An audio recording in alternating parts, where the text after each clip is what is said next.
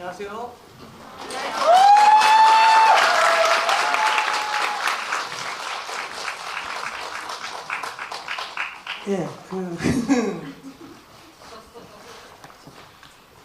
예, 먼저 오늘의 스케줄에 대해서 말씀을 드리면 제가 30분 정도 혼자 떠들고 난 뒤에 질문을 받을 거예요. 그 질문을 해주시는 선착순 5분께 영화제에서 선물을 준비했대요. 그래서 그렇다는 사실을 알려드리면서 시작을 해보겠습니다. 일단 사실 낮은 목소리 2편은 되게 기획되지 않은 작품이었어요. 그러니까 낮은 목소리를 1995년 제 기억엔 4월에 서울에 몇 군데서 개봉을, 3군데서 개봉을 했었고, 사실 막 낮은 목소리를 모르는 사람이 없다고는 하지만 실제로 개봉했을 때 관객 수는 5,000명밖에 안 됐었어요. 그리고 뭐 지역에서도 상영을 했었고, 지역 상영을 하면 어느 지역에 가면 하루 종일 관객 3명. 사실 관객들하고 되게 친해질 수 있는 환경이 조성되는, 커피도 타드리고 막 고맙다고, 이틀 동안 뭐 10명 오고, 그러니까 사실은 그런 시기여서 낮은 목소리가 끝나고 제가 그때가 딱 몇 살이나 아마 그때가 30살이 되던 해였었던 것 같은데 제 이름으로 된 빚이 한 1억 몇천이 된 거예요. 그래서 그럼에도 불구하고 이제 다행인 건 그 1억 5천 중에 한 개인에게 50만 원 이상 빌린 게 없었어요. 어느 분 제가 되게 존경하던 어느 다큐멘터리 감독님이 그러시더라고요. 다큐멘터리는 전 세계적으로 다 가난한데, 그래서 돈을 빌리거나 뭐 요청을 해야 되는데 한 개인에게 50만 원 이상을 빌리지 마라. 그러면 갚아야 되는 분입니다. 50만 원 이하면 네가 열심히 잘 만들면 사람들이 재촉하지 않을 것이다. 근데 이제 뭐 하지만 갚아야 되는 건 분명했고 개봉은 잘 안 됐고 그러고 있는데 그 다음 해에 그 다음에는 그 해인가?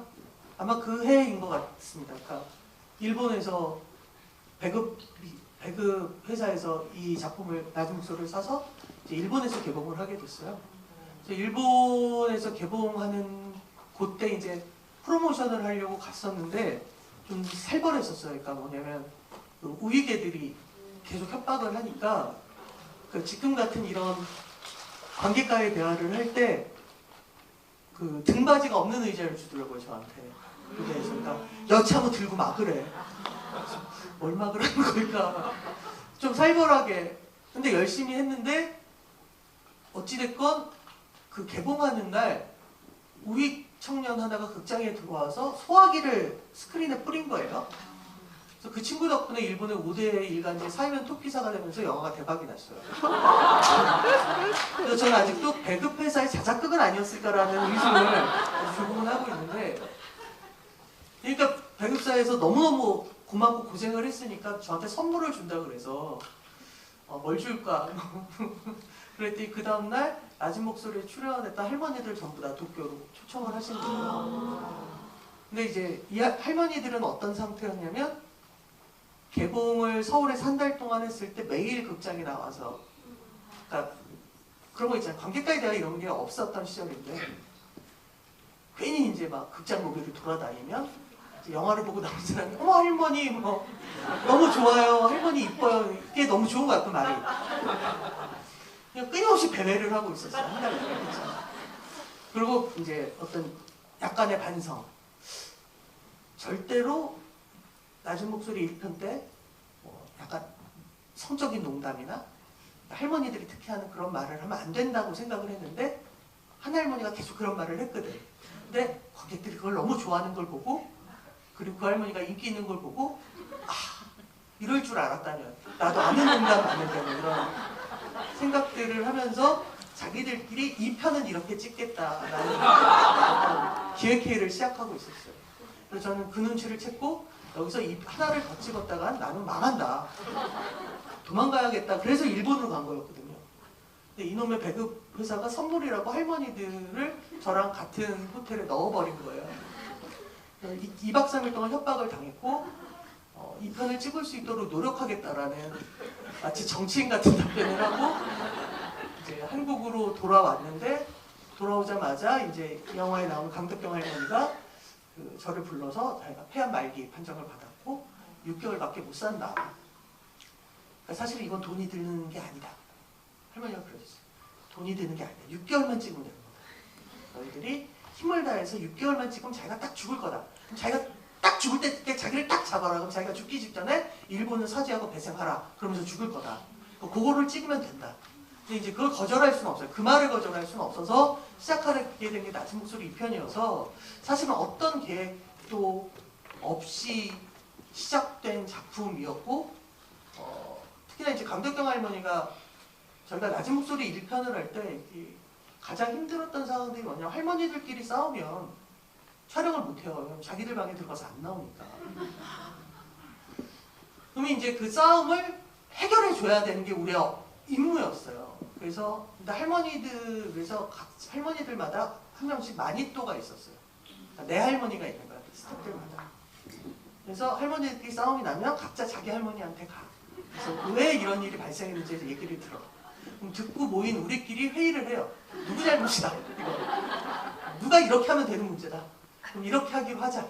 그리고 다시 각자 자기 할머니한테 가서 그걸 이해시키고 이제 이러면서 이제 촬영을 한단 말이에요. 근데 이제 강덕경 할머니가 제 마니또였어요. 사실은 이제 굉장히 큰 권력을 쥐고 있는 상태였죠. 이 할머니는 감독의 마니또. 사실 되게 힘들었던 그리고 결론적으로는 할머니가 1년 반을 넘게 사시면서 제작비는 낮은 목소리 2배가 되거든요. 사실 이 영화를 함께했던 모든 스태프들은 저 같은 경우는 지금도 아산병원에 안 가요. 왜냐면 아산병원에 가면 자기 울던 장소들이 한 명씩 다 있어요. 그러니까 울었다는 건 단순하게 할머니가 맨날 아파하시는 거가 슬펐던 게 아니에요. 그러니까 한 1년 지나면 정말 지치거든요. 근데 제가 되게 아끼던 조감독이 있었는데 이 조감독이 어느 날 이제 할머니가 이제 응급실로 또 실려가셨어요. 근데 자기도 모르게 간호사한테 그러니까 괜찮으시겠죠라는 말을 해야 되는데 이 친구가 자기도 모르게 이번엔 돌아가시나요? 라는 말을 잘못하는 거야. 그리고 자기가 했던 그 말에 자기가 너무 끔찍하다는 생각을 한 거죠.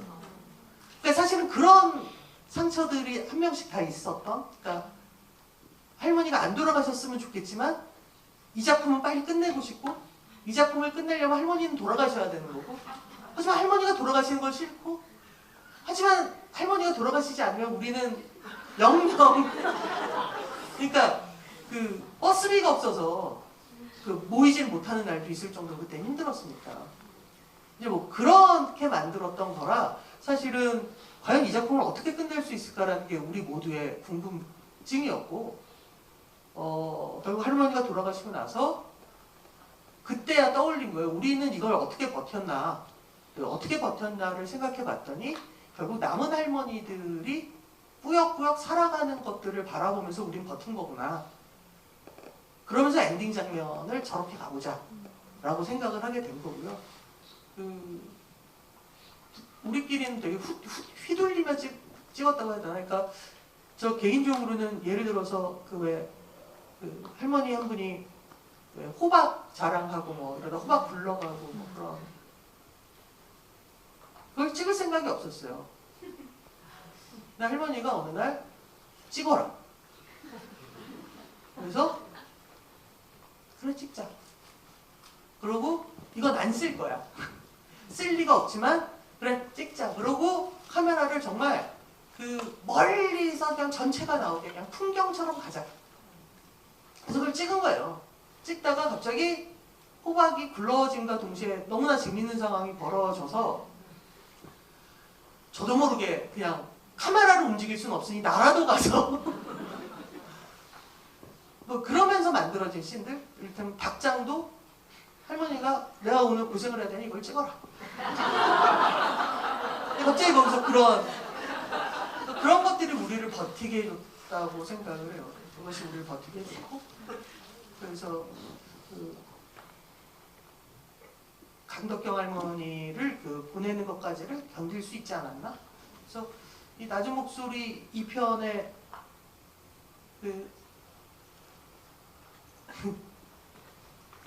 낮은 목소리 2편이라고 한 건 좀 다른 얘기라고 생각해요. 낮은 목소리하고 되게 다른 얘기인데 소편이 그때 되게 잘 되고 있었고 한국 영화가 투캅스라든가 그리고 그래서 이제 낮은 목소리 2가 됐고 일본에서도 그래서 일본에서 낮은 목소리를 개봉할 때 제목이 나눔의 집이었어요.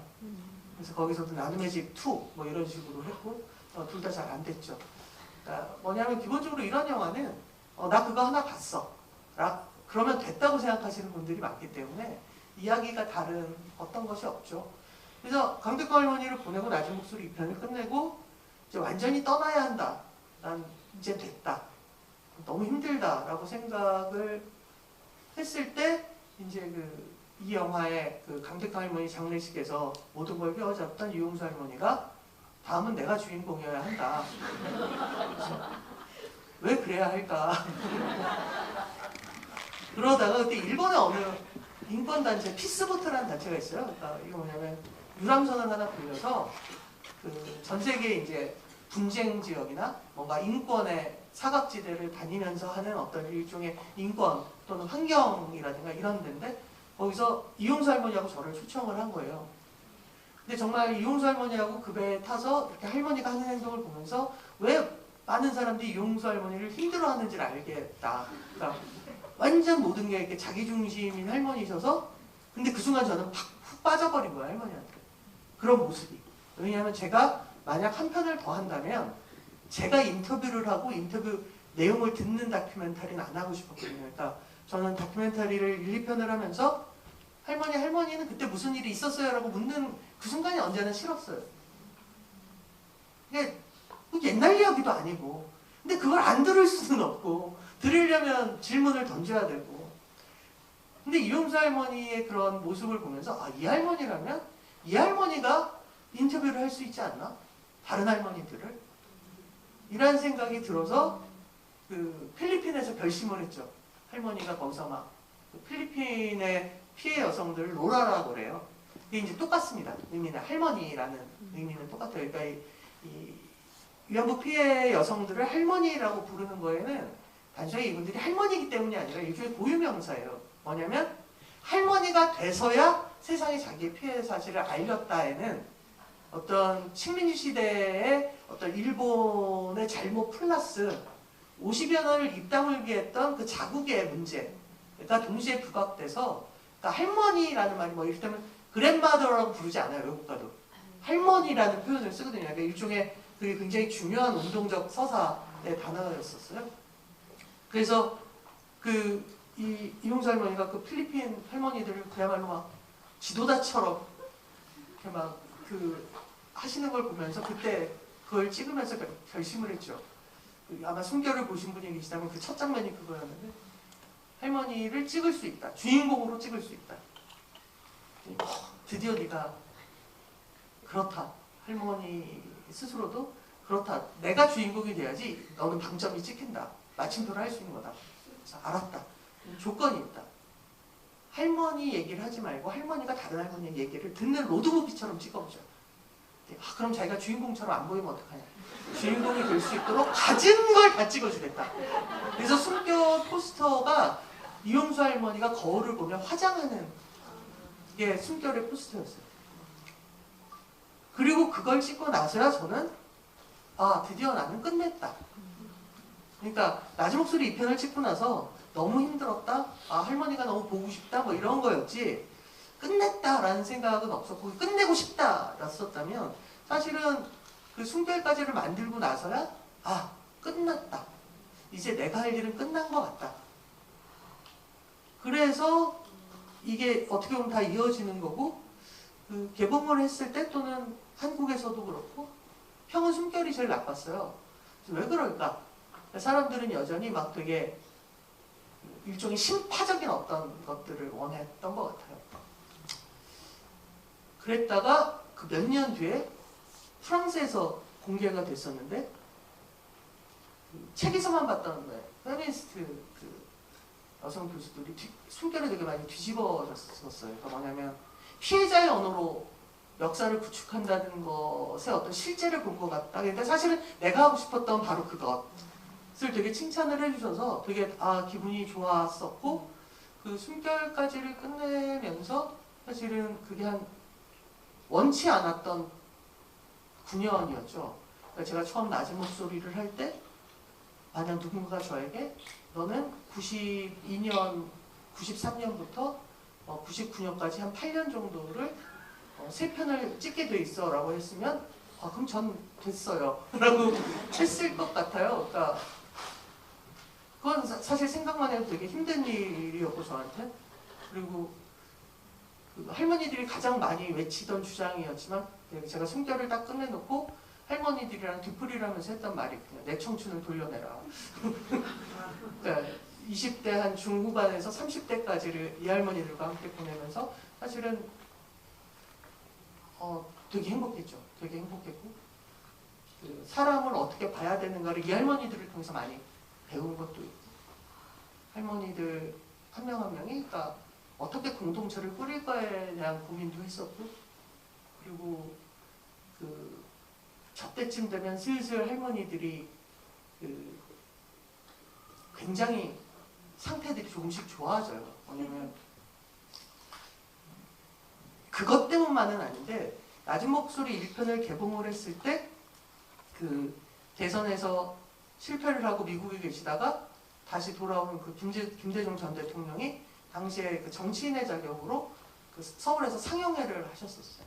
할머니들을 만났었고, 그래서 뭔가 이 문제를 되게 중요하게 여겼고 저한테도 되게 칭찬을 많이 해주셨었는데, 대통령이 되시고 나서 할머니들한테 모두 그러니까 그 국가유공자에 준하는 그 생계 그 비를 지원을 하기 시작했어요. 그러니까 할머니들이 갑자기 돈이 좀 있는 상태가 된 거죠.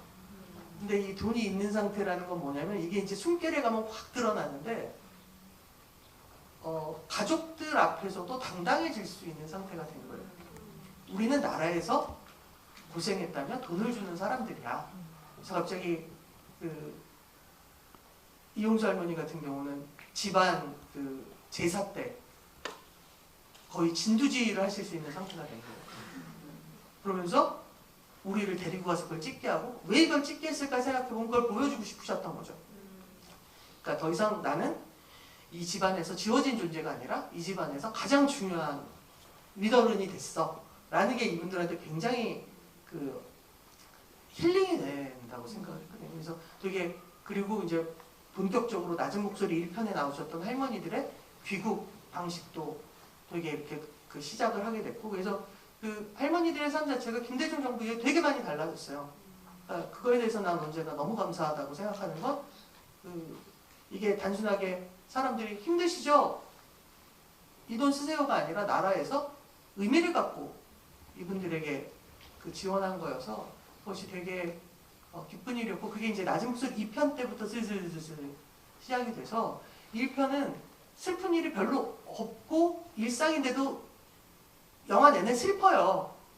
이분들이 세상에 자기 얼굴 드러내는 것도 너무 힘들어하고, 그래서 1편 처음 찍을 때 할머니들한테는 그 제가 결국은 거짓말이 됐는데 낮은 목소리를 처음 찍으려고 이제 할머니들하고 한 1년 정도를 같이 지내면서 허락을 받고 나자마자 제가 반대로 했던 얘기가 이 영화가 이제 만들어져서 개봉이 되면 전국의 할머니들을 모르는 사람이 없어질 거다.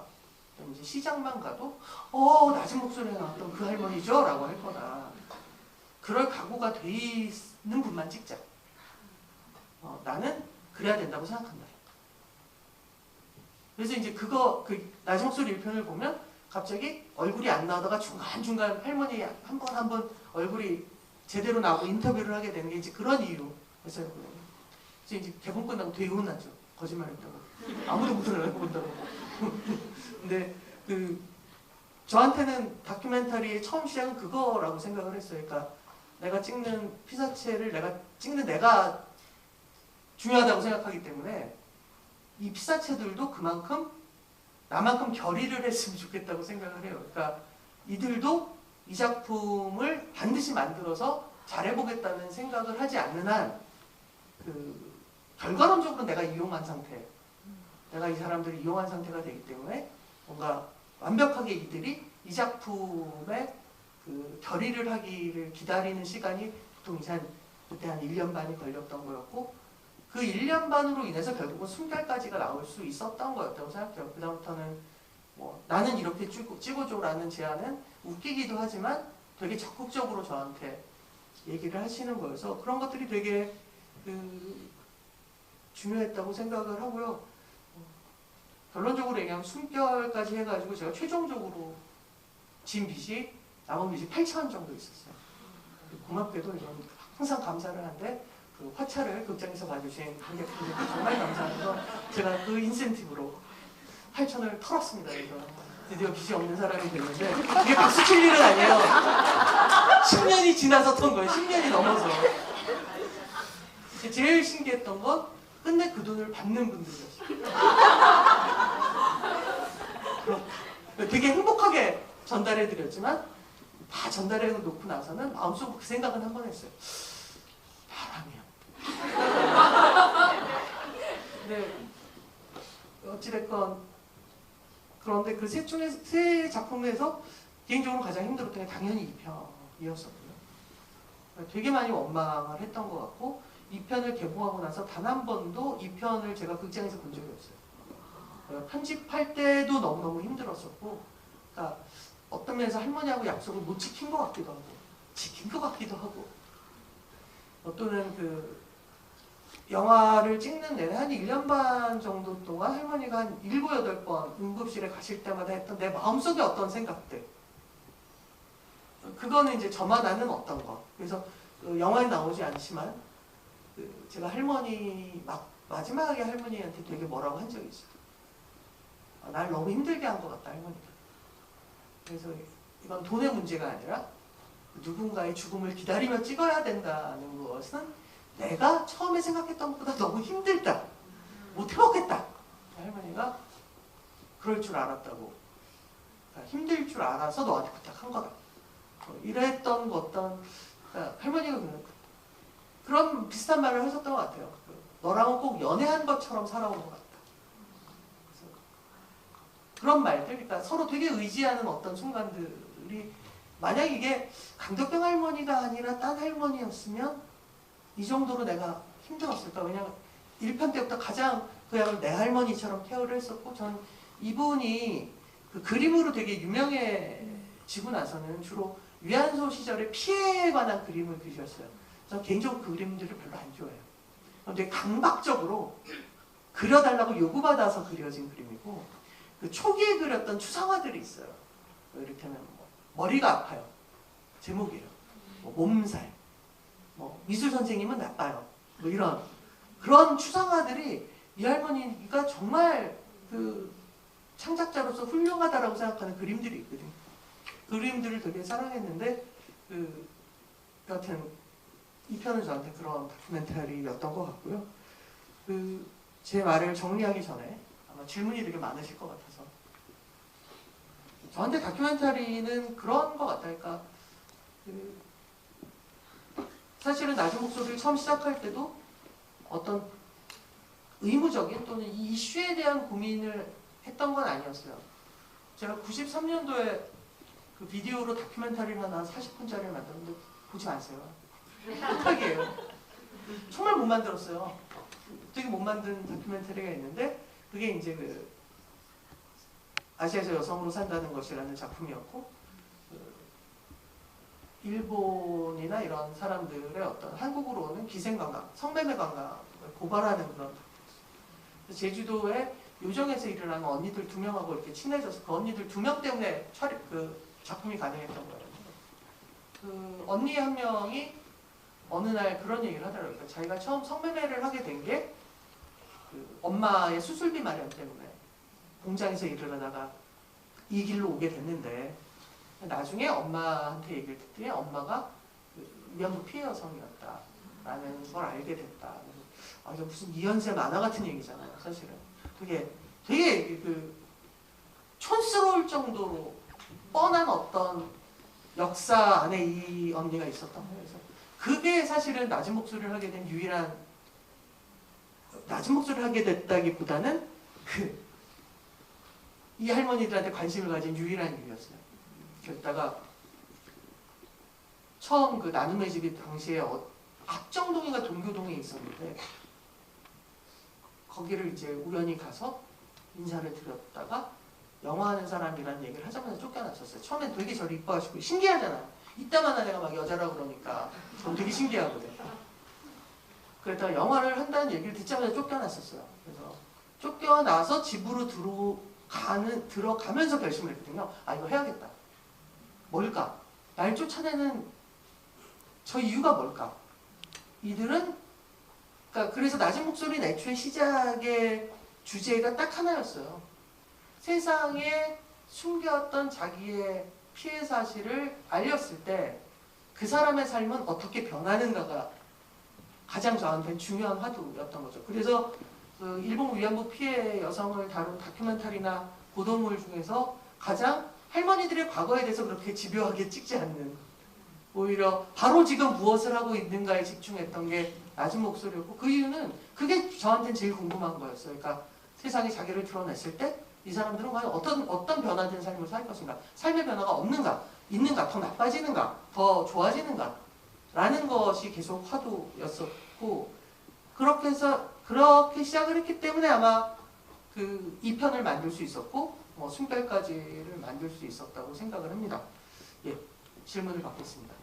만 음악을 따로 넣으셨더라고요.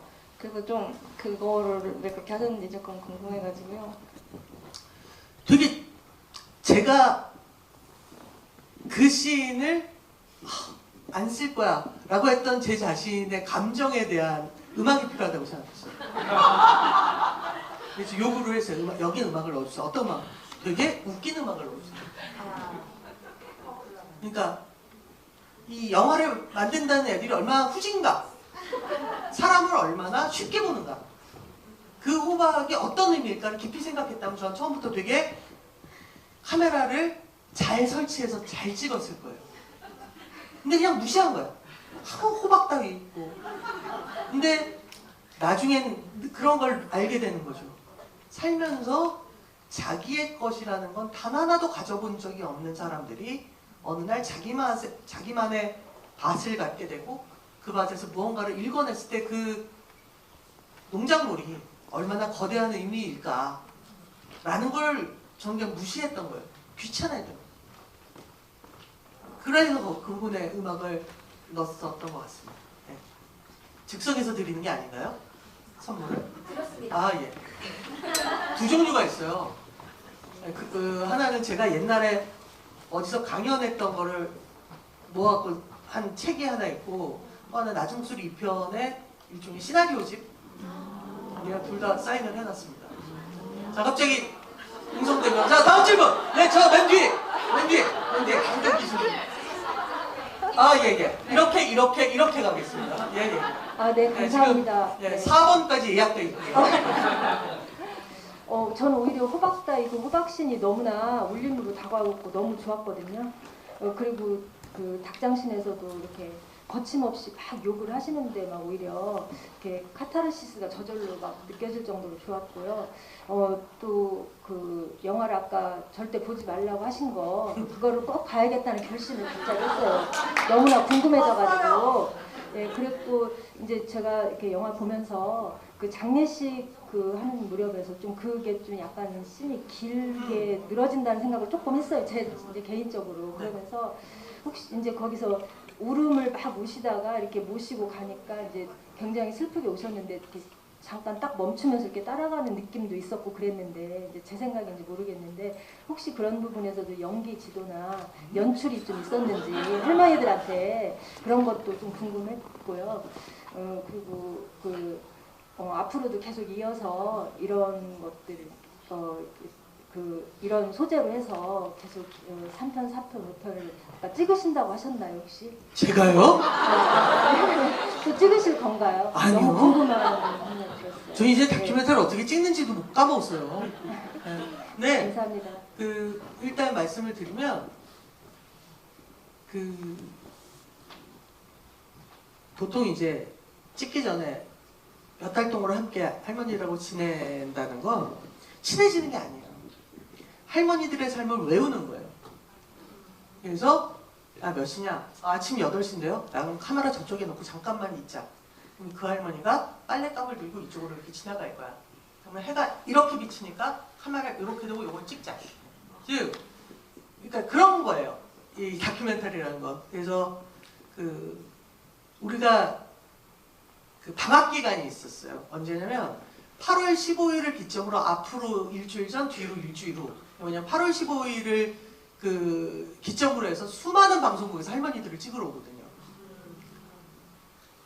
그러면 왜 우리는 방학을 하냐면 할머니들이 되게 힘들어해요. 하루에도 몇 번씩 위안소에서 있었던 일을 증언을 해야 되니까 이분들을 너무 힘들게 해서 우리는 그때 그냥 쉰다. 그리고 이제 그러면 뭐 하냐면 영화에서 나온 거기 생활관에서 그냥 우리끼리 있는 거예요. 그러면 이제 방송국 사람들이 와서 할머니 뭘 들고 일로 걸어가 주세요. 절대로 그런 걸 못 하거든요. 그럼 슬쩍 가서 뭐 찍으려고 하는데 뭘 찍으려고 하는데 그러면 정확하게 45분 뒤에 저쪽에 카메라 대고 있어. 그냥 우리도 빨리 끝내야 우리도 편하니까. 그러니까 결국은 이제 그걸 찍으면서 그때 깨달은 것 같아요. 제가 되게 존경하던 다큐멘터리 감독님이 계신데 그분이 자기는 자기 다큐멘터리에서 단 하나도 자기의 계획에 바깥에 있는 장면이 없었다. 근데 그건 뭐냐면 연출을 하거나 뭐 이렇게 만들어 찍는 게 아니에요. 너무나 잘 알고 있기 때문에 내 머릿속에 이거는 여기서 이렇게 찍어야지, 뭐 이렇게 찍어야지, 뭐 이게 된다는 거예요. 근데 그거를 제가 2편을 하면서 배웠고, 그래서 실제로 이게 3편 모두 필름으로 찍은 거였는데 지금 다 디지털화 됐지만 촬영 피티지가 숨결이 제일 작아요. 네, 숨결쯤 되면 여기서부터 찍으면 되지 않을까라는 생각이 정말 들어요. 근데 끝내 제 예상을 벗어났던 건 숨결에서 할머니 한 분이 딸한테는 숨기고 있었다라고 생각을 했었는데 그 딸이 이제 청각장애인이셨어요. 근데 그 딸이 사실은 알고 있었다라는 얘기를 할 때 갑자기 카메라가 막 흔들려요. 제가 숨결은 제가 직접 촬영을 했거든요. 저도 놀라갖고 막 이러고 있는 장면이 하나 있는데 그게 이제 제가 유일하게 상상하지 못했던 어떤 순간이었고 그러니까 결국은 그렇게 되는 것 같아요. 그래서 그리고 장례식 같은 경우는 되게 고민을 많이 했는데 막 울다가 일어나서 갑자기 눈물이 순식간에 없어지는 이게 이 사람들의 나이라고 생각했어요. 뭐냐면 내일은 내가 죽잖아. 오늘은 네가 죽었지만. 그래서 그것까지를 보여드리고 싶어서 길게 앞에 자르지 않고 그냥 놔둔 거예요. 네. 그게 되게 저한테는 저 모습을 잘라 쓰고 싶지 않았었어요. 그냥 찍었던 그 피티지를 그대로 보여주고 싶어서 그렇게 했던 거였고, 네, 그렇습니다. 네, 그 다음 네. 아니요, 아까 예약하신 분, 예약하신 분 2분 계세요. 네, 안녕하세요. 영화 되게 잘 봤습니다. 보고 싶었던 영화였는데 기회가 돼서 되게 좋았고요. 저는 우선 질문은 얘기 말씀하셨던 가장 존경하는 감독님이 누구신지 좀 궁금하고요. 그리고 영어 제목을 여기 와서 보게 됐는데 습관적인 슬픔이랑 한국어로 표현되는 낮은 목소리가 잘 연결이 안 되는 것 같아서 이렇게 좀 다르게 설정하신 이유가 있는지 좀 궁금했습니다. 네. 일단 그 감독이 이름 오가신스케라는 감독이고요. 돌아가셨어요. 이분이 나리타 공항이 건설될 무렵에 나리타에 살고 있는 농민들이 끝까지 투쟁을 하거든요. 몇십 년에 걸쳐서 투쟁을 합니다. 그래서 그거를 60년대, 70년대부터 그걸 계속 찍어왔던 감독이에요. 되게 존경하고 저도 한 2번 뵀었는데 너무 그러니까 그분 같은 작품을 나도 만들고 싶어서 시작한 게 낮은 목소리였다고 생각을 해요. 실제로 낮은 목소리 1편은 그분이 70년대 쓰던 카메라를 물려받아서 네, 고물 카메라 졸라 엄청 무거운 그 카메라로 찍었었는데 네, 그 카메라로 찍었었죠. 그래서 너무 존경하는 분이었었고 그 다음에 두 번째 질문이 뭐였죠? 아! 제가 영어를 잘 못해요. 근데 이게 팝송 세대라 보니까 제목을 질 때 먼저 영어 제목을 먼저 져요. 그래서 1편도 낮은 목소리라고 지은 게 아니라 머머링이라는 말을 먼저 지은 거예요. 웅얼거린다 뭐 이런 의미였는데 그래서 웅얼거리는 거에 한국말 중에 가장 어울리는 게 뭘까? 했더니 낮은 목소리였던 거예요. 그 2편도 이거는 그 제가 너무나 존경하는 김수영 교수님이라고 저한테 영어를 처음 가르쳐 주신 선배인데 그 선배가 이런 얘기예요 라고 했더니 자기가 논문에 쓰려고 하던 제목을 저한테 주신 거예요. 이런 제목 어떠니? 습관적 슬픔. 근데 너무 할머니한테 쩍 맞는다고 생각을 했어요. 정말 할머니들은 습관처럼 슬프거든요. 그래서 이 슬픔은 오늘 슬픈 게 아니라 그냥 살아온 전체가 그 위안소로 갔던 그날 이후로 단 하루도 슬프지 않은 날이 없었어 라는 느낌이 있어서 허비추얼 새드니스를 적어놓고 이제 제목을 뭘로 할까? 그랬더니 당시에 그 점쟁이가 수고하라고 제가 그분한테 2번 속았었어요. 처음에 낮은 목소리 때도 갔었는데 영화 쪽에서 꽤 유명한 분이었거든요. 그리고 독립영화다고 되게 싸게 해주셔서 갔는데 제목이 무조건 길게 하라는 거예요. 그래서 원래는 그냥 낮은 목소리였는데 거기에 제목을 길게 할 방법이 없어서 가로 열고 아시아에서 여성으로 산다는 거 2라고 쓴 거예요. 일부러. 어떻게든 길게 해보겠다고. 전혀 도움이 되지 않았죠? 낮은 목소리 2? 도움이 되지 않았어요. 그래서 과감하게 세 번째 작품은 그냥 안 가고 그때 세 번째 작품은 또 영어 제목이 먼저였어요. My Own Breathing이라는. 그래서 이거에 맞는 걸로 아예 제목을 가자. 숨결이라는 제목으로 본 거죠. 부끄럽네요. 지금 30대였으니까 그럴 수 있었다고 생각합니다. 네. 네, 예약 계신 마지막 분. 저분인데 바보. 아니요, 하고 넘어가요. 네. 영화 잘 봤습니다. 혼자 볼 자신이 없어서 미루고 있던 건데 이렇게 같이 보게 되어서 영광이고요. 저는 영화에 좀 만들기 전에 얘기가 좀 궁금해서요. 낮은 목소리 원 찍으러 그러니까 찍기 전에 가셨을 때 쫓겨나셨다고 하셨는데 이게 영화를 찍으러 굳이 가셨잖아요. 그때 그 할머니들이 막 더 문전박대하셨을 것 같아서요. 어떻게 그 친해지고 다하게 되셨는지 그 과정이 좀 궁금합니다. 네. 그래서 결심을 하고 그 다음 날부터 한 이틀 뒤부터 아침 10시에 가서 오후 4시까지 앉아있다 왔어요. 그러니까 저의 직장이 된 거죠. 그 나름의 집이. 가면 할머니들도 내가 왜 오는지를 알 거 아니에요. 바보가 아닌데. 그러니까 저한테 말을 안 걸고 밥도 친애끼리 먹고 그러니까 저를 바라보진 않는 거예요. 그러니까 친해지면 승낙해줄 것 같으니까.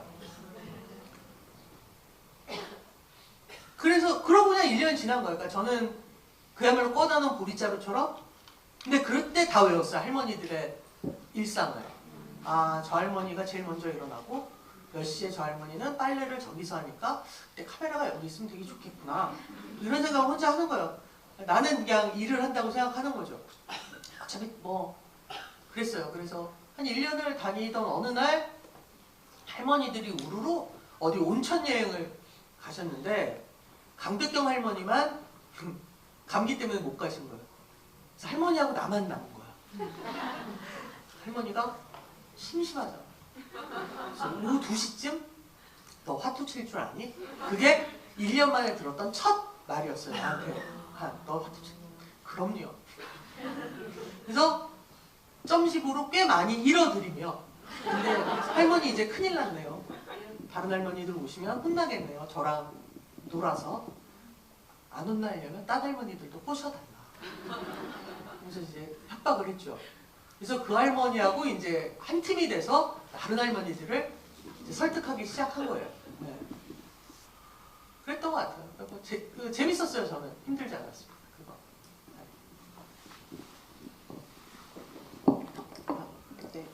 감독님 먼저 영화 만들어 주셔서 참 감사합니다. 저저우라고 만든 거예요. 좀 이 영화를 보다 보니까 또 감독님의 또 30대 풋풋한 모습을 볼 수 있어서 굉장히 의미가 큰 영화인 것 같고요.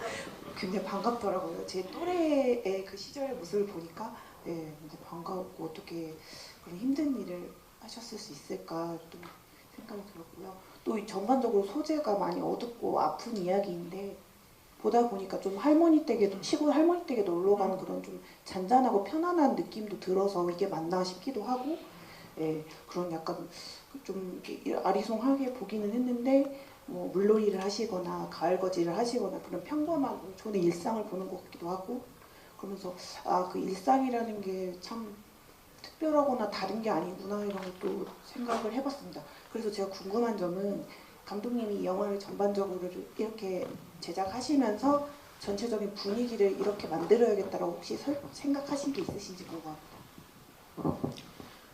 일단 앞에 말부터 제가 저저우라고 만든 거예요 라는 말을 반드시 해야 될 것 같은데 저는 다큐멘터리 찍을 때 항상 할머니들한테도 그랬던 것 같아요. 나는 나 잘 되고 싶어서 이걸 하는 거다.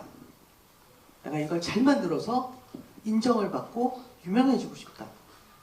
이 문제에 미안한 얘기지만 제 문제라고 생각 안 합니다. 라고 오히려 되게 세게 말해요. 그래야 된다고 생각해요.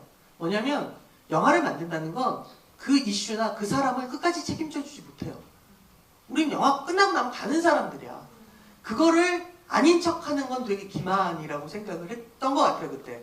그래서 할머니들이 카메라 들고 막 이런 애들이 사실 옆에 계속 몇 달째 있다 보면 할머니들이 자기들을 돕고 있는 이를테면 정대협의 활동가들보다 우리를 더 좋아해요. 왜냐면 그분들은 실제로 같이 일을 도모해야 되니까 싫기도 하고 밉기도 하고 막 짜증도 난다고요. 근데 우리는 그럴 일이 없잖아요. 그러니까 되게 그 사람들 욕도 우리한테 하고 우리를 더 신뢰할 때 제가 되게 이거는 위험하다고 생각을 해서 할머니들 인생의 가장 끝까지 옆에 남는 사람들은 저들이다. 우리가 아니다. 우리는 이걸 다 만들고 개봉을 하고 나면 떠나는 사람들이다. 못 떠났죠. 계속 작품을 분명히나 했는데 어찌됐건 숨결을 끝내놓고 떠날 때도 그래서 할머니들도 다 아셨던 것 같아요. 얘네는 이제는 다시는 안 오겠구나. 그래서 할머니들이 뭐 장례식 때는 와서 좀 찍어주면 안 되냐. 그래서 우리는 그거를 전문으로 하지 않는다. 제발. 뭐 이랬던, 그러니까 전 그게 되게 중요하다고 생각해요. 그러니까 예를 들어서 실제로 그 활동을 하고 있는 분이 직접 카메라를 잡아서 찍는 거라면 다르겠죠. 전 그리고 그런 다큐멘터리 정말 좋아합니다. 근데 영화를 하겠다는 사람이 그 일을 할 때 그 이슈가 자기한테 가장 중요한 것처럼 하면 영화도 후져지고 그 사람도 후져지는 일이라는 생각을 저는 해요. 그래서 이제 그런 고민들을 되게 많이 했던 것 같고요. 그리고 기본적으로 상상을 해요. 그 처음에 준비를 할 때, 그러니까 촬영을 1년 내내 하지 않습니다. 그러면 망해요. 그러니까 나름대로의 어떤 타임라인이 있을 거 아니에요. 이 할머니들 언제는 어딜 간대, 언제는 뭘 한대, 주로 이래. 그러면 그 타임라인을 이렇게 보고 여기선 이런 걸 좀 찍을까? 요걸 찍을까 말까? 뭐 이런 어떤, 그래서 전체적으로 이런 얘기가 되겠구나. 그러니까 어떤 얼개. 이쪽에서는 강덕경 할머니가 투병을 할 것이고 저쪽에서는 할머니들이 농사일을 하며 수다를 떨고 놀겠지? 이게 병치되는 다큐멘터리겠구나. 이건 되게 재밌을 수 있겠다. 까지예요. 근데 이제 변수들이 생기는 거죠. 뭐 호박 장면이라든가 뭐 이런 장면. 그래서 최종적으로는 편집실에서 고민을 해요. 그 편집을 하신 분하고 나는 결국 이게 이런 얘기가 돼야 될 것 같은데, 그러니까 우리가 흔히 다큐멘터리를 넌 내러티브 영화다라고 하는데 그 극영화를 내러티브 영화라고 하고 다큐멘터리를 넌 내러티브라고 하는데 넌 내러티브인 이유는 내러티브가 없기 때문이 아니죠. 줄거리가 있잖아요. 만들고 나면. 근데 편집실에 가기 전까지는 줄거리가 존재할 수 없기 때문에 넌 내러티브란 말을 하거든요. 그래서 최종적으로 편집실에서 결정을 합니다. 예. 자, 이제 선물은 끝났어요. 그러니까 이제 편하게. 그럼요. 진정한 질문이라고 할 수 있죠. 박신일 좀 여쭙고 싶은데요. 저는 개인적으로 좀 눈을 감았는데 눈을 뜨고 나서도 구체적으로 아주 크게 나오더라고요. 닭 잡는 거? 네. 털도 뽑고 네. 자르고 그래서 그 의미를 뭐 부여하시는 게 있었는지 아니면 또 털을 뽑는 자들은 젊은 사람들이었는데 굳이 할머니들은 옆에서 놓으시고 젊은 사람들이 그 닥터를 뽑는 그런 게 따로 의미가 있었는지 아니면 지금 찍는다면 글씨가 또 놓으실 건지. 지금 찍는 글씨는 쓰지 않겠죠. 그때 동물권에 대한 고민이 없을 때였어요. 그 닥터를 뽑는 게 우리 스태프들이었어요. 그래서 꼭 넣고 싶었어요. 우린 이러고 살았다. 실제로 우리는 착취받았다? 뭐 이런 식으로. 그러니까 그냥 그랬던 것 같아요. 그러니까 주로 우리들이 했던 일들이 할머니가 뭘 하고 싶다. 굳이 가야 될까? 야, 닭은 농협에서 다 뽑아놓은 거 사가면 안 되냐? 안 된대. 그래야 할까? 그러지 않는다 할머니가? 야, 그럼 목도 우리가 따? 아니야, 그건 할머니가 따준대. 우리가 할 일은 뭐야? 털을 뽑으래. 그럼 이제 스태프들한테 나까지 할 필요는 없는 거지? 하지만 물어봐요.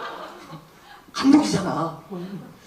당신까지는 할 필요. 그렇다면 찍어보자. 뭐 이렇게 돼서 네, 거기 그 제작 PD하고 스틸 찍는 친구하고 그 스크립터가 제 욕을 하면서 털을 뽑는 그냥 네, 지금 같으면 안 넣겠죠. 네, 그렇습니다. 저는 그 키우던 걸 잡아먹는다는 게 되게 재밌었어요. 네. 네, 저 맨 뒤에.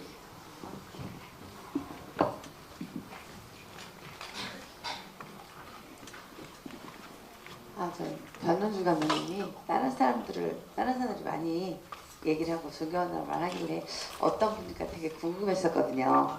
근데 말씀도 되게 잘하시고 아주 씩씩하셔서 정말 좋았고요.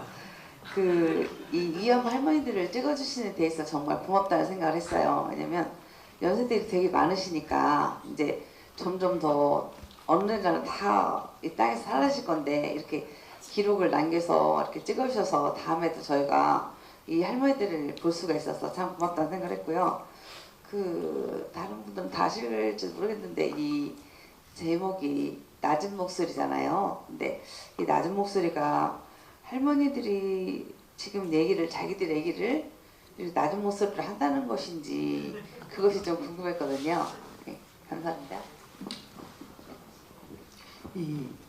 잘 들리지 않는다는 느낌이 더 커요.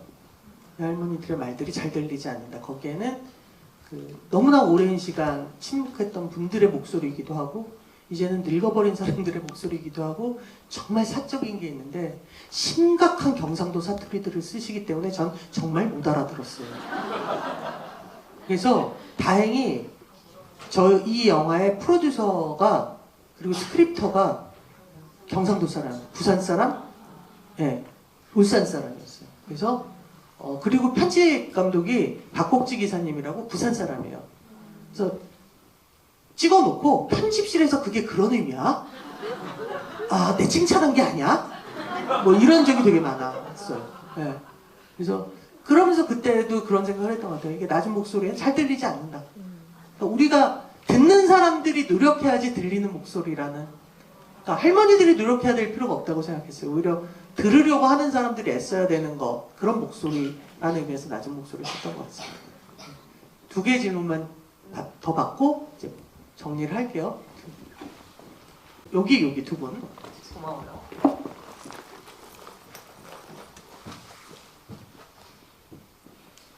저는 사실 감독님의 진짜 팬인데 아까 영화를 보러 오다가 감독님이 저기 앞에 카페에 계시는 거예요. 그래서 계속 그 방구석에서도 보고 하니까 너무 내적 친밀감이 느껴져서 갑자기 지나가다가 안녕하세요 밖에서 인사를 드렸더니 감독님이 깜짝 놀라시면서 저건 뭐지 하면서 보시던 게 하고 사실은 저희 지금 영화제 제목이 지워지지 않는인데 정말 이제는 조금 지워졌으면 좋겠는 할머니들의 목소리고 이름이고 얼굴들인데 현재까지도 계속 지워지지 않는 상태로 계시는 것이 영화를 보는 내내 너무 슬프다는 생각이 들어서 지금도 사실 감정이 조금 그런 것 같습니다. 그래서 저도 사실은 감독님이 이제 낮은 목소리 1편을 찍을 때부터 사실은 너무 오랫동안 단 2시간짜리 영화인데도 불구하고 그때부터 현재까지 너무 오랜 시간 동안 영화를 보고 있는 듯한 느낌도 들었거든요. 그래서 저도 사실 이제 감독님하고 거의 비슷한 동년배의 삶을 살고 전 조금 한두 살은 어리지만 그렇지만 같은 시대를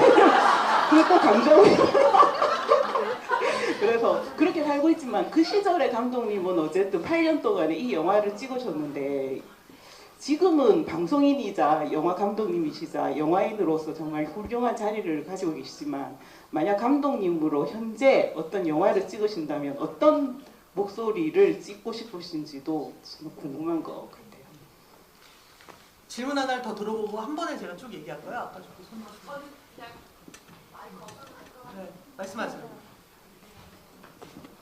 그 할머니들께서 이 카메라 돌리지 않을 때 일본에 대한 그 원통과 그 분노를 표출하셨을 것 같은데 그때 감독님 어떤 반응을 보였는지 일단 좀 궁금하고요. 그 다음에 반성하지 않은 일본에 대해서 어떤 생각을 가지고 있는지 이번에 해까지 이렇게 그 오염수까지 나왔는데 좀 궁금해요.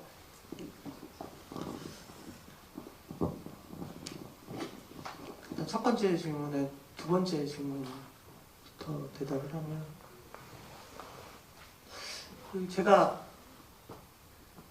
낮은 목소리를 끝내놓고 현재 그 후에 극영화 3개하고 뭐 드라마 하나를 찍은 상태인 나를 생각해 봤을 때 항상 전혀 다른 생각들을 하는 것 같아요. 그러니까 결국 전 작품에서 난 이런 거를 한번 도전해보고 싶은 걸 이라는 그러니까 하차를 찍고 나서 자동차로 추적하고 막 이런 카 액션 씬이라는 건 되게 재밌구나. 이걸 좀 본격적으로 찍고 싶은데 근데 본격적으로 찍는 내 이야기가 있으려면 뭐가 있지? 뭐 이런 식인 거예요. 그러니까 난 이런 얘기를 하고 싶어서가 아니라 그렇게 사적인 어떤 궁금함? 근데 그 사적인 궁금함께 이야기로 만들어지려면 뭘 해야 되지? 뭐 이런. 그리고 또 다른 질문은 이제 두 분이 겹치 있는 거라고 생각하는데 저는 사실은 이 문제는 해결이 되지 않죠. 일본 정부가 사죄와 배상을 하지 않는 한 그걸 알고 있었기 때문에 아마 김대중 정부에서 어떤 그렇게 생계 보조를 하기 시작했다고 생각을 해요. 근데 이 모든 것에 아니야 이건 새로운 운동이 될 수 있어 라고 방점을 찍으신 분이 돌아가신 김복동 할머니예요. 그러니까 김복동 할머니는 일본 정부에 대한 사죄와 배상을 넘어서서 근데 왜 아직도 나 같은 애들이 있지? 에 눈을 뜨신 거예요. 그래서 정부에서 받은 돈을 하나도 안 쓰고 모으시고 이래서 이를테면 아프리카의 어느 부족에서 부족 전쟁을 하게 되면 거기서 또 성폭력이 일어나고 임신을 할 때까지 성폭력을 한대요. 그러니까 종족을 말살시켜야 되니까. 거기서 태어난 애들은 어느 종족에도 속하지 못하는 거예요. 그런 애들 공부시켜야 된다. 또는 보스니아나 루안다 내전이 있었을 때 그 부분에 대해서 목소리를 냈다든가. 그러니까 실제로 할머니들과 관련해서는 유엔에서 결의안이 채택이 되지 않았지만 보스니아 루안다 내전 이후에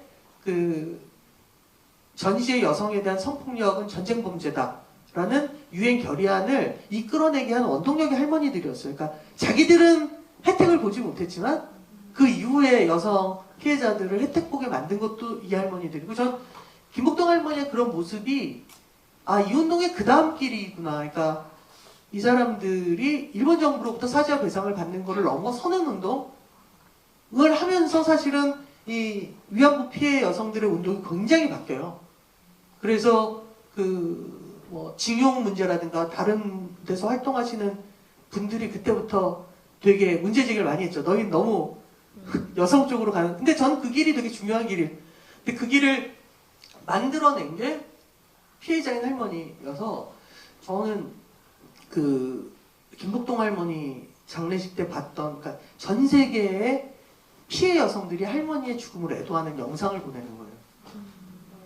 그러니까 너무나 다른 각각의 인종들이 할머니를 애도하며 그래서 아프리카의 여성 피해자는 그 부족은 부족장이 죽었을 때 여성들이 머리를 자른대요. 아니면 절대로 못 자르는 거야. 근데 부족장한테 협박하듯 요청을 해서 머리 자르는 영상을 보낸 아프리카 여성도 있었고. 그러니까 이런 것들이 저는 사실은 일본 정부와 상관없는 할머니들의 승리가 분명히 있다라고 사실은 생각을 해요. 그리고 되게 훌륭하신.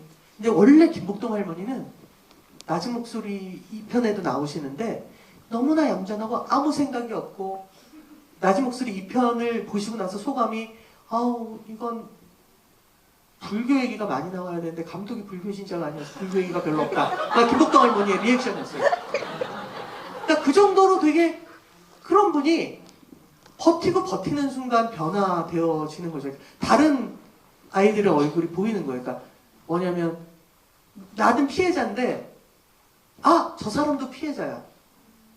그러니까 예를 들어서 낮은 목소리 1편 때 어떤 일이 있었냐면 정말 유명한 미국의 다큐멘터리 감독이 있어요. 교포. 이 사람이 와서 할머니한테 뺨따기를 맞고 갔어요. 왜냐면 기지촌 여성과 할머니들을 다뤄서 그 한국 여성의 역사를 하고 싶다. 할머니가 내가 그러면 뭐 창렬한 얘기야 그러면서 따기를. 왜냐하면 끊임없이 그거에 대한 공포증이 있으니까. 근데 이분들이 시간이 이렇게 지나면 스스로 그런 생각을 하거든. 저 녀석들하고 나하고 뭐 그렇게 피해의 차이가 있을까? 우린 전쟁터에 끌려갔던 거라는 걸 제외하고 나면 이라고 스스로 변화하는 거거든요. 전 그런 것들이 이 운동의 가장 큰 희망이다. 피해자가 세상과 싸우면서 스스로 자기를 피해자를 넘어서서 확장시키는 어떤 것이 되게, 그러니까 제가 8년 동안 배운 게 두 가지가 있다면 하나는 그거였던 것 같아요. 그러니까 피해자를 대상화시키면 안 되겠구나. 그러니까 그냥 이 사람이 변하는, 나도 변하듯. 저는 옛날에는 이렇게 숲을 보는 게 중요하다고 생각했는데 이 할머니들과 지내면서 그게 아니구나. 숲에 있는 나무 한 그루 한 그루가 얼마나 다른가에 대한 고민을 해야 되는 거구나. 할머니들을 위안부 피해자란 숲으로 몰아버리기엔 너무나 다르고 꿈도 다르고 상처도 다르고, 어떤 할머니는 일본 정부보다 오히려 자기가 결국 그렇게 갈 수밖에 없었던 자기 부모에 대한, 그리고 돌아왔을 때 왜 안 죽었냐라고 물었던 자기 어머니의 차디찬 얼굴이 훨씬 더 미운 분도 있고, 뭐 이런 다 조금씩 다른 이 차이들을 알아내는 게 우리의 일이구나. 숲은 이래요 라는 것이 뭐가 그렇게 대단할까. 그건 오히려 정치인의 목 아닐까? 뭐 이런 생각을 했던 것 같습니다. 사실 저도 지금 이게 몇 년이야? 20몇 년 만에 그 사이에 이제 낮은 목소리 2편을 여기저기 상영을 할 적이 있었지만 20몇 년 전에 만든 작품을 보고 얘기를 한다는 건 이렇게 막 재밌진 않아요. 기억도 잘 안 나고.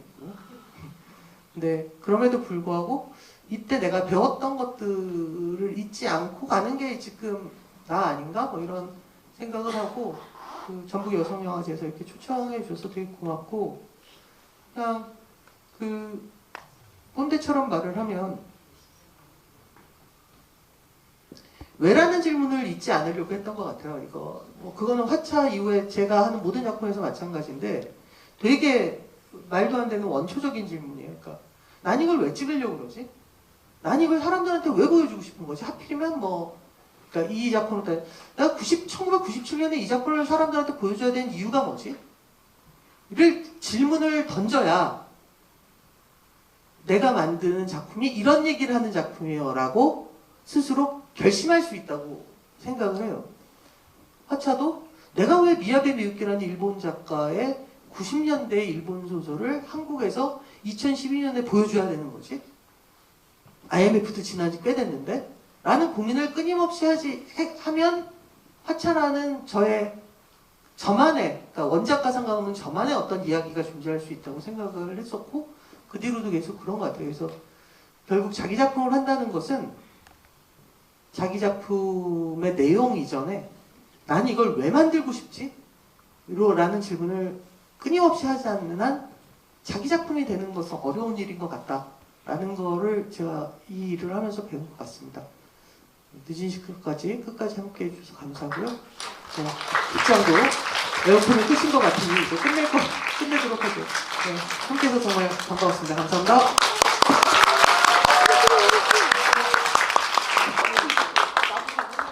소주다.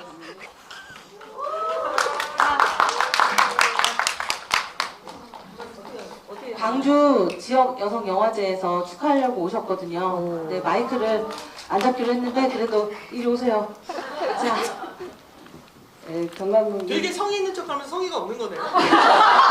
전현주 말씀하세요. 여러분 글씨가 잘 안 보이실 것 같아서 보통은 이 소주도 케이크 재료로 이렇게 케이크화 시키는 게 정성스러운 거 아닌가요? 네.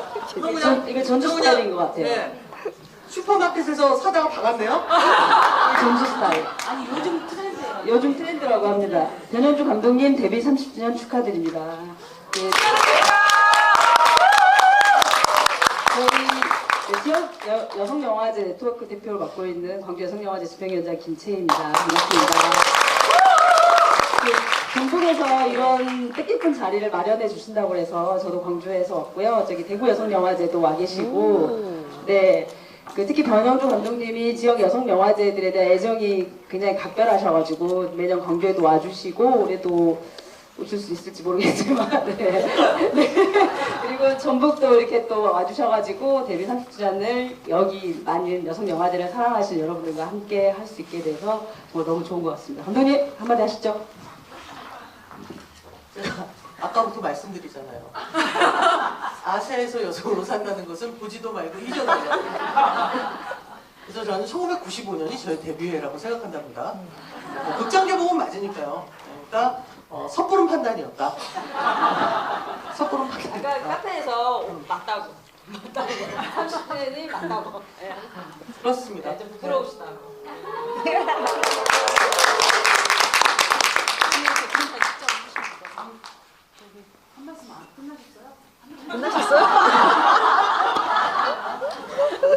네, 저희 지금 여기 보면 여기 지워지지 않는 30년, 지워지지 않을 변영주 해가지고 저희가 네 다른 분들 많이 바쁜 시기에 생각하시니까 저희가 지역 여성 영화제를 갈 때마다 우리 감독님이 모든 영화제에 오셔서 힘을 주고 계시고 드디어 전북에도 착륙하셨습니다. 왜 전북에서 안 불러주냐고 항상 다른 데 다 갔는데 전북만 안 불러준다. 니네 뭐하냐 라고 말씀을 살짝 하셔서 저희가 자리를 좀 마련했습니다. 알아주시나요? 예. 그러면 여기 지워지지 않는 30년 여기서 같이 찍으셔야 되니까 우리 변현주 감독님 자 아우 뭐가 이럴 것까지 있어요? 아유 어쩔 수 없습니다. 자 자기 얼굴 나오고 싶은 사람은 얼굴 자 제가 배에다 힘을 열심히 주고 하도록 하겠습니다. 자 준비됐나요? 네 변현주 감독님 데뷔 30주년을 축하하며 지워지지 않는 30년 지워지지 않을 변현주 감독님의 데뷔 30주년을 축하합니다.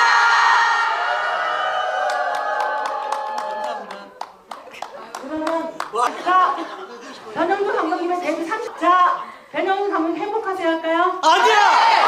어떻게 할까요? 그냥 하지 마요! 그냥 하나 둘셋 진짜!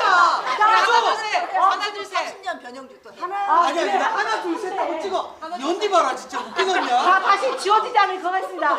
지워지지. 뭐가? 잠깐만. 내 사진이 안 나오잖아. 괜찮아. 이리 와. 여기만 돼요. 저 여기 있으세요. 자 지워지지 않을